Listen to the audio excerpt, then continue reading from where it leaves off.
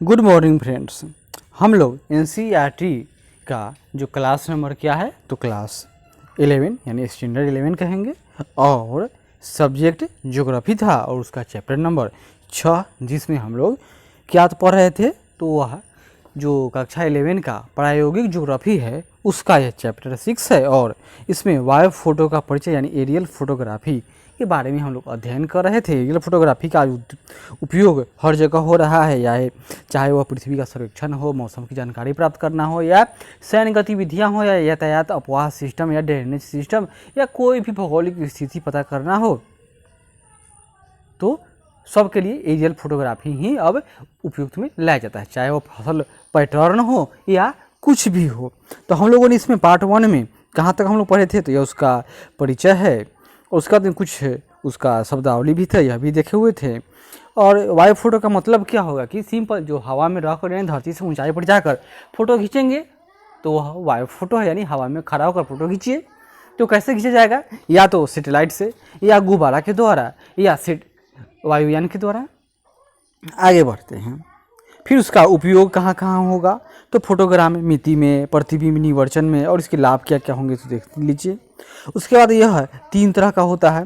एक ऊर्ध्वाधर फोटो यानी डायरेक्टली 90 डिग्री पर खींचेगा जिसमें विचलन बहुत कम 0 से 3 डिग्री होगा। अल्प तिर्यक थोड़ा तिर्यक है और अति तिर्यक बहुत तिर्यक है। तो देखते हैं इसके बाद यह सब उसका पिक्चर है। आगे बढ़िए, यह सब भी हम लोग देख चुके हैं और उसमें फोटोग्राफ की तुलना भी है, जैसे कि एक है ऊर्ध्वाधर, अल्प तिर्यक और अति तिर्यक। यहाँ देखिए इसमें प्रकाशिक अक्ष झुकाव सबसे कम, अल्प तिर्यक में उससे अधिक और अति तिर्यक में सबसे अधिक। इसके गुण, इसमें क्षितिज प्रतीत न होगा, यानी यह ऑब्जेक्ट है तो इसका डायरेक्ट फोटो आएगा, लेकिन यहाँ पर ऑब्जेक्ट यह है पिक्चर इधर से आएगा तो क्षितिज यहाँ भी प्रतीत ना होगा, लेकिन यहाँ पर तो फोटो इस तरह से खींचा जाएगा, अतः क्षितिज प्रतीत होगा। और इसका विस्तार तो ऊर्ध्वाधर का विस्तार सबसे कम क्षेत्र में, यह कुछ बड़ा, और तिर्यक का अति तिर्यक का सबसे अधिक। फोटोग्राफ का जो क्षेत्र होगा तो अल्प ऊर्ध्वाधर वाले में यह वर्ग टाइप का पिक्चर होगा, जबकि अल्प तिर्यक में यह समलंबी टाइप का हो जाएगा, थोड़ा यह तिरछा होगा और इसमें भी समलंबी होगा। मापनी तो यह क्षेत्र समतल हो तो एक समान है, नहीं तो परेशानी है। और इसमें सामने की सतह से पीछे की ओर घटता चला जाएगा और सामने की सतह से पीछे की ओर घटता चला जाएगा। और ये सब हो गया। आगे देखिए, यह भी हम लोग देख चुके हैं। बृहद मापनी फोटोग्राफ और छोट मतलब क्या होगा। बृहद मापनी यानी इसमें एक अनुपात, यानी जो मैप पर 1 यूनिट होगा उसके बराबर इसमें 15,000 यूनिट रियल में होगा। उसी तरह से एक होता है मध्यम मापनी, जिसमें स्केल क्या होगा 1:15,000 से लेकर 1:30,000 के मध्य होता है। और तीसरा होता है लघु मापनी, यानी कि लार्ज स्केल पर बनाया जाएगा, जिसमें एक स्केल का माप क्या होगा पैमाना 1:30,000 से अधिक, तो वह लघु मापक वाले फोटोग्राफ को लघु मापनी फोटोग्राफ कहते हैं। उसका तो वायु फोटो की ज्यामिति, जैसे एक होगा समानांतर प्रक्षेप, आगे देखिए। उसके बाद एक था लंबकोणीय प्रक्षेप और केंद्रीय प्रक्षेप। तो केंद्रीय प्रक्षेप यह है, यहाँ से डायरेक्ट एक ऑब्जेक्ट है और इससे फोटो इसमें कैप्चर किया जाएगा, यह केंद्रीय प्रक्षेप था। आगे देखिए, हम लोग कहाँ थे तो हम लोग थे उस दिन मानचित्र एवं वायु फोटो यानी एरियल फोटो के बीच अंतर। तो देखिए, मानचित्र को एरियल फोटो से सीधे अनुरेखित नहीं किया जा सकता। इसका कारण यह है कि प्रक्षेप तथा एक मानचित्र के संदर्भ से एवं एक वायु फोटो के बीच मूलभूत अंतर होता है। जैसे देखिए, यह आपका एरियल फोटो है और यह आपका मानचित्र है यानी मैप है। इसमें क्या होगा, ये केंद्रीय प्रक्षेप पर निर्मित होंगे, क्योंकि इसको खींचने वाला तो एक ऑब्जेक्ट है, मानव का आँख हो, कैमरा हो या कुछ भी हो। और मानचित्र तो यह कल्पना करके पेज को लेकर किसी टेबल पर ही बनाया जाएगा, तो ये एक लंबकोणीय प्रक्षेप पर निर्मित होंगे। वायु फोटो ज्यामितीय रूप से अशुद्ध होगा। इसमें क्या होगा, केंद्र से किनारे की ओर विकृतियाँ बढ़ती जाएंगी, यानी कि जहाँ पर ऑब्जेक्ट कैमरा है उसके नीचे तो एकदम सही पिक्चर आएगा, लेकिन उसके आसपास वह डिस्टेंस चेंज हो जाएगा, यानी उसमें अशुद्धियों का बोलबाला बढ़ जाएगा। जबकि मैप में क्या होता है, मानचित्र पृथ्वी के प्रक्षेपित भाग का उपयुक्त ज्यामितीय प्रदर्शन है, यानी कि इसमें तो ज्यामिति का प्रयोग किया जाएगा, अतः पैमाना जो 1 से शुरू होगा 100 तक मान लेते हैं, उसमें सब जगह बराबर है, अतः इसमें अशुद्धियाँ कम है। एरियल फोटो की मापनी एक समान नहीं होगी और इसमें मानचित्र के लिए मापनी एक समान है, स्केल हर जगह एक समान रहेगा। विवर्धन या लघुकरण किए जाने पर इसकी विषय सामग्री में कोई परिवर्तन नहीं आता है। जो फोटो है जूम कीजिए या छोटा कीजिए, जैसा ऑब्जेक्ट है उसी तरह का रहेगा, भले ही वो बड़ा होगा या छोटा होगा। और यहाँ देखिए इसको, इसलिए इसको एक जगह से दूसरे जगह भी ले जाया जा सकता है। जबकि मैप है, मैप को पुनः निर्मित कर ही विवर्धन या लघुकरण किया जा सकता है और फिर से उसको बनाया जाएगा तो हो सकता है कि उसमें कुछ डिफरेंस हो जाए। और यहाँ देखिए एरियल फोटो में यह अगम्य एवं आवासीय क्षेत्रों के लिए के अध्ययन के लिए वाइव फोटो उपयोगी है। जैसे अगर बॉम्बे का जो धारावी इलाका है, दुनिया का सबसे, एशिया का सबसे बड़ा झुग्गी झोपड़ी, क्या उसका कोई मैप बना सकता है? उसको तो एरियल फोटोग्राफी आराम से हो जाएगा, इसलिए यह आसान है। या भारत चाइना बॉर्डर पर जो भी इस समय टेंशन है, तो उसका कोई अगर सर्वेक्षण करना चाहे तो एरियल सर्वेक्षण तो कर सकता है ऊपर से, लेकिन धरातल पर ऐसे एक तो मौसम की स्थिति भी वहाँ पर चरम स्थितियाँ हैं और ऊपर से टेंशन भी है, इसलिए वहाँ पर एरियल फोटोग्राफी आसान है।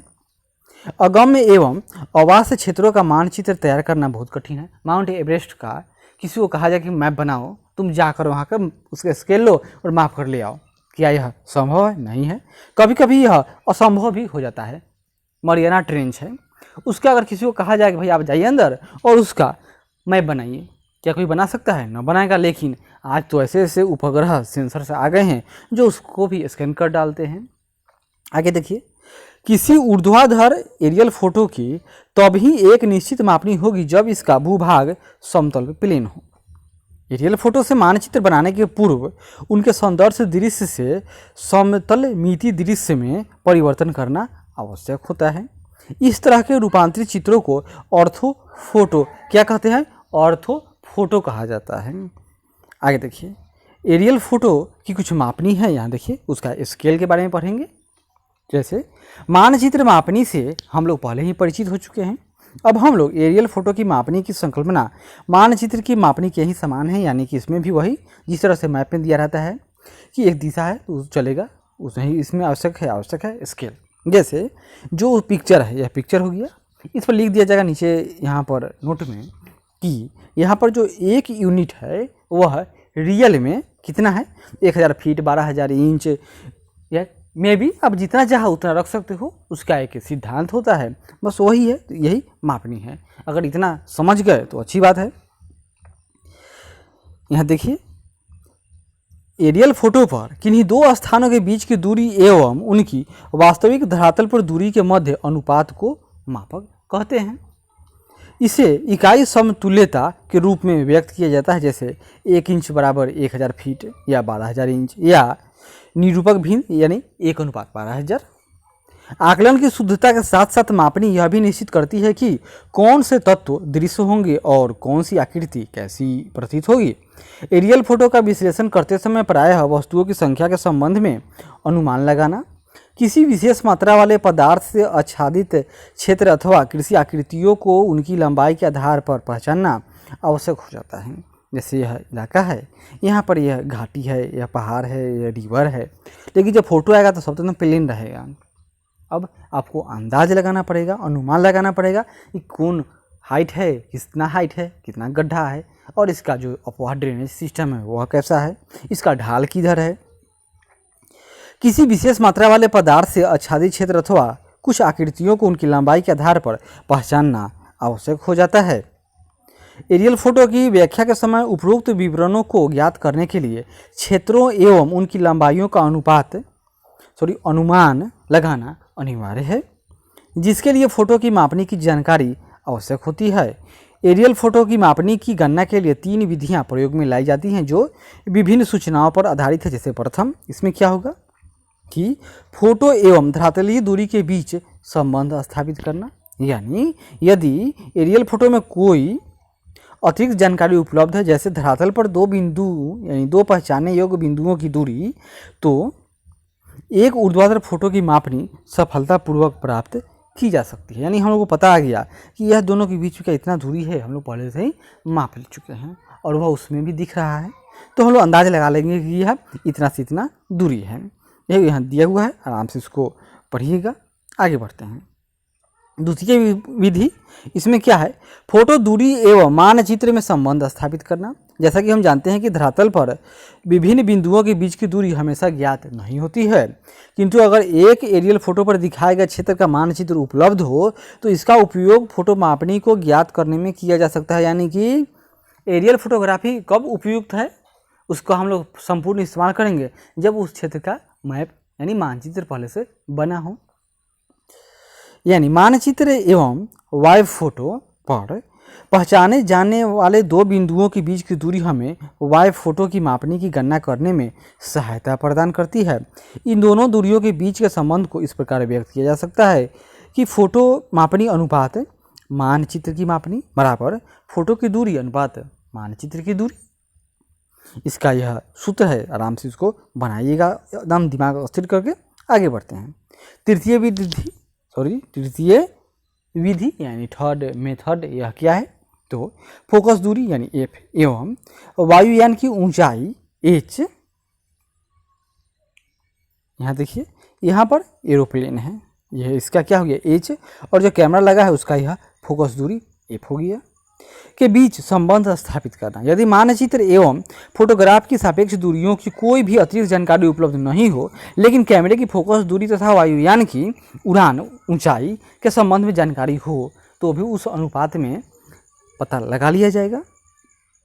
आगे बढ़ते हैं। फोटो पूर्ण अथवा आंशिक रूप से ऊर्ध्वाधर हो, यानी ऊर्ध्वाधर मतलब क्या, उसमें विचलन कम हो, वह 90 डिग्री का कोण बनाए या 2-3 डिग्री इधर उधर हो जाए। चित्रित भूभाग समतल हो तो प्राप्त फोटो मापने की शुद्धता अधिक होगी। अधिकतर ऊर्ध्वाधर फोटो में कैमरे की फोकस दूरी तथा वायुयान की ऊंचाई एच की सीमांत जानकारी के रूप में लिया जाता है। उसका भी दिया हुआ है, आराम से पढ़िएगा।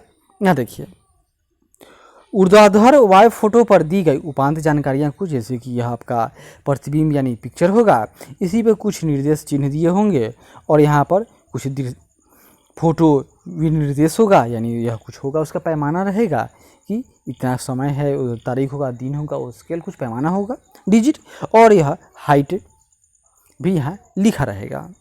आगे बढ़ते हैं। 793 क्या है, तो एक फोटो विनिर्देशांक संख्या, यानी कि फोटो का यह नंबर हो गया। चलिए, ये उसका रोल नंबर है मान लेते हैं, जिसकी देखभाल भारतीय सर्वेक्षण की 73 APFPS पार्टी द्वारा की जा रही है। B1 है, तो B कहाँ गया इसमें, B1 है जो वर्तमान फोटोग्राफी करती है।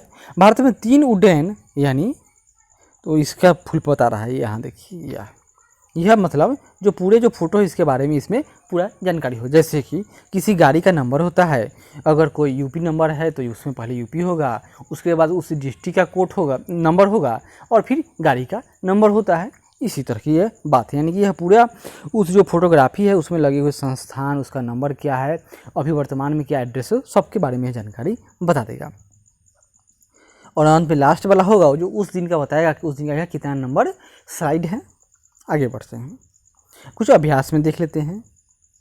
निम्नलिखित में से किन वायु फोटो में क्षितिज तल प्रतीत होगा, किस में, तो जिसका पिक्चर दूर से लिया जाएगा, यानी अति तिर्यक। निम्नलिखित में से किस वायु फोटो में अधोबिंदु एवं प्रधान बिंदु एक दूसरे से मिल जाते हैं, तो ऊर्ध्वाधर। वायु फोटो निम्नलिखित प्रेक्षणों में से किसका एक प्रकार है, बताइए, तो यह केंद्रक है। और आगे यह सब आराम से पढ़िएगा और बनाइएगा। आशा करते हैं कि यह प्रयास अच्छा लगे तो ज़रूर लाइक करें, शेयर करें, कमेंट करें और सब्सक्राइब करें। धन्यवाद।